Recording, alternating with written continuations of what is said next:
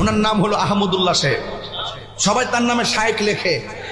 এমন বুবা শয়তান, একেবারে জাহেল। আমাকে অনেক সময় অনেকে অনেক বাজে কথা বলেন, কটু কথা বলেন, হজম করে চলে যায় যে আমার ভাই হয়তো ভুল করেছেন। আমি আবার তাকে পাল্টা বলতে গেলে অসুন্দর হবে, মানুষ ইসলাম সম্পর্কে ভুল ধারণা নেবে। আমি সবর করার চেষ্টা করি।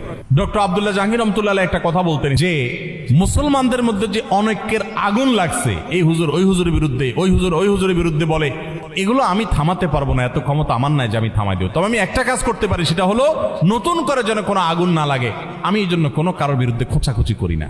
আমি আব্দুল্লাহ জাহাঙ্গীর রহমতুল্লাহ সেই বিষয়টাকে মাথায় রেখে কোরআন হাদিসের নির্দেশ দিকে তাকিয়ে আমি পারতপক্ষে আলহামদুলিল্লাহ আমি কোনো আলেমকে খোঁচাখুচি করি না। আপনারা শুনছেন কোনোদিন খোঁচাখুচি করতে?